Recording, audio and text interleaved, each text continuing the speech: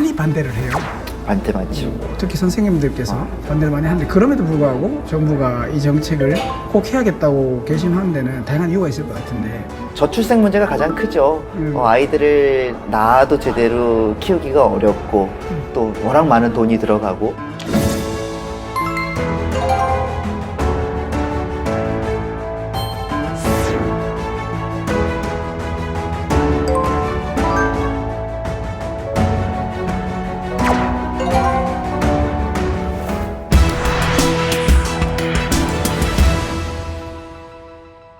꼭 해야겠다고 결심하는 데는 다양한 이유가 있을 것 같은데 그럼 도대체 이걸 왜 해야 되는지에 대해서 좀 말씀해 주실 수 있을까요?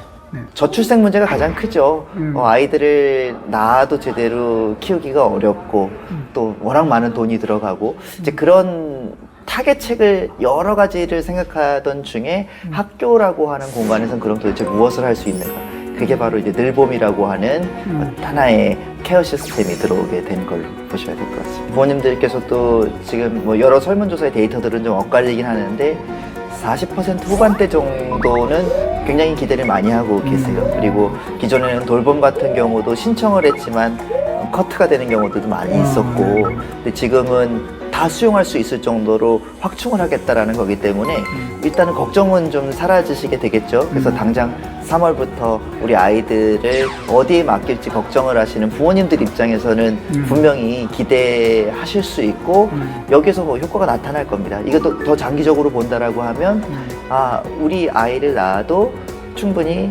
국가에서 학교라는 시스템 속에서 케어가 되는구나라고 하는 것을 보여준다라고 하면 저출생의 문제에서 모든 걸 해결해 줄 수는 없겠지만 그렇죠. 하나의 키가 될 수는 있겠죠.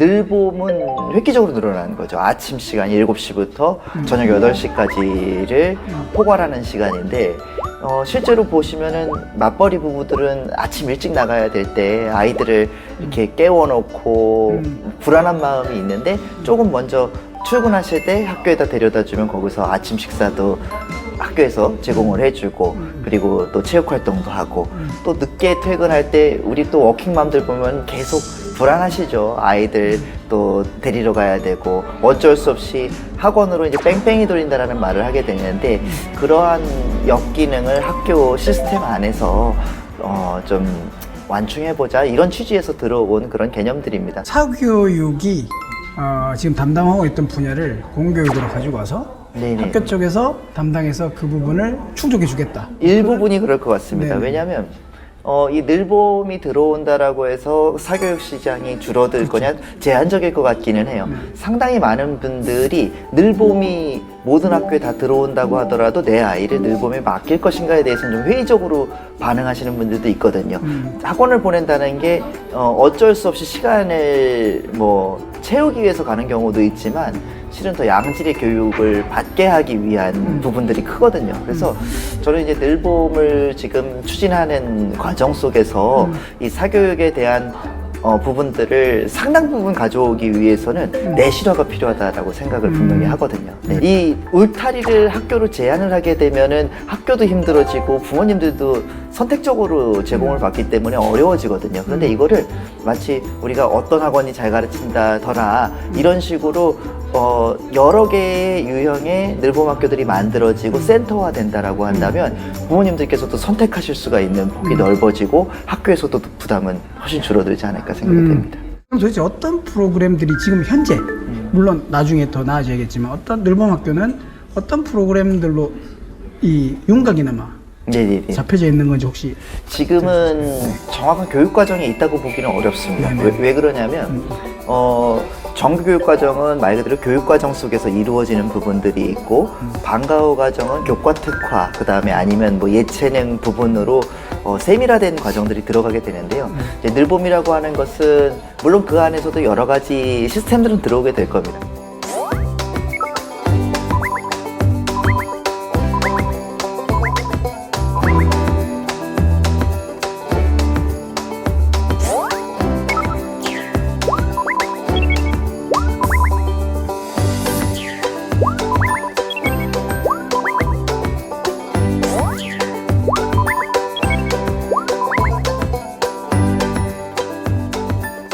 교육은 교사들이 가장 전문가고 늘봄 교실을 아무리 잘 설계를 한다 하더라도 교사들의 입장에서는 그것이 결국은 우리 업무에 부담이 되고 우리가 교육에 관리할 수밖에 없지 않는가라는 뭐랄까 우려 혹은 이 걱정을 하고 계시는 것 같은데 그런 부분은 이제 정부에서 어떤 형태로 이거를 잘 케어할 수가 있을까요? 이 부분은. 그렇죠. 참 어려운 부분이고 네네. 지금 말씀하신 것처럼 결국엔 물리적인 공간이 학교에서 이루어지는 한 교사들이 결코 자유로울 수는 없거든요. 네. 이제 그런 늘봄 학교라고 하는 것, 그러니까 학교의 경계가 지금 현재 학교랑 중첩되기 때문에 이런 우려들이 생기는 거거든요. 그래서 결국 학교의 중요 주체 중에 하나가 교사이기 때문에 교사들에게도 이런 부담이 올 것이다라고 하는 건데 저는 이거에 대한 해법은 결국에 늘봄 학교에 담을 허무는 거라고 생각을 해요. 그래서 뭐 A, B 두 개 학교가 있다고 해서 늘봄 학교가 A, B에 각각 만들어지는 것이 아니라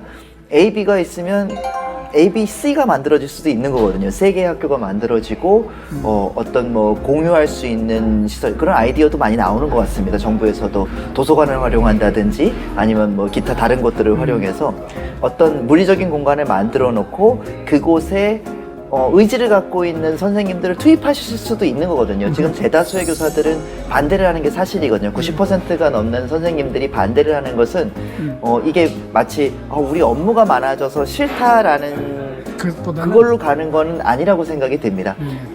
다만 지금 현재의 그런 제도권 내에서의 추가되는 것에 대한 부담을 갖고 있는 건데 지금 말씀드린 것처럼 경계를 무너뜨린 늘봄학교의 새로운 형태가 나온다라고 한다면 또 지역사회에서의 전문가들이 투입될 수도 있고 또 교사들도 이쪽에 관심 있는 분들은 역시 투입이 돼서 엄청난 시너지를 불러올 수도 있는 거거든요. 근데 이거는 천편일률적으로 가는 건 아니라고 생각이 들어요. 분명히 어떤 지역에서는 이런 시스템들이 갈 수도 있는 거고 또 하나의 기업이 있는 지역에서는 그 기업에서 좋은 양질의 자원들을 투자할 수도 있는 거고 그래서 이런 늘봄 학교에 여러 유형들이 생기고 하나의 문화처럼 자리를 잡으면 이쪽이 하나의 교육 특구로 자리 잡을 수도 있고 또 다른 자원들이 유입이 될 수도 있을 거라는 생각이 충분히 듭니다.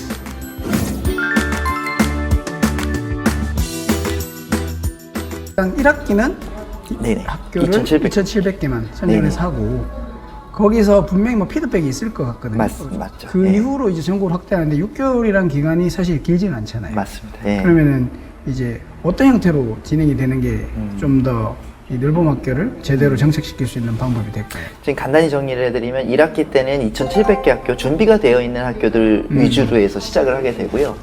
2학기에는 6,000개 학교 전체 학교입니다. 전체 학교로 다 투입을 해서 늘봄 교실을 다 만드는 거죠. 단위 학교별로. 그런데 이 주체를 살펴볼 필요가 있는데요. 1학기 때는 우선은 급한 대로 기간제 교사를 채용하게끔 네. 하고 있습니다. 그리고 늘봄 학교의 센터장 역할을 교감이 하게끔 현재는 돼 있고요. 2학기에는 점진적으로 늘봄 전담사들을 충원해서 운영을 하겠다라는 계획이 나와 있죠. 상당 부분 발전된 부분이기는 해요. 이런 어떤 윤곽을 제시해 주면서 단위 학교에서 걱정하고 있는 게 학교의 부담감에 대한 부분들을 상당 부분 걷어내는 효과는 분명히 있는데 이거를 조금만 더 체계적으로 연구학교식으로 운영을 해본다든지 아까 말씀하신 것처럼 피드백이라고 하는 건 굉장히 중요하거든요. 왜냐면 아이들의 교육에 있어서는 실험이 있을 수가 없기 때문에 그렇죠. 이 아이들한테 매 순간은 최선을 다해. 돌아오지 못할 시간들이기 때문에 조금은 더 완벽하게 가야 되는 그런 지점들이 아닐까 싶습니다. 그래서 저는 이게 과거에 이제 연구학교라는 개념이 뭐 꼭 부정적으로만 볼 것이 아닌 게 지역별로 특화된 교육들을 시범적으로 해 보이면서 이런 것들은 우리도 할 수가 있겠구나라는 벤치마킹을 할 수가 있을 것 같아요.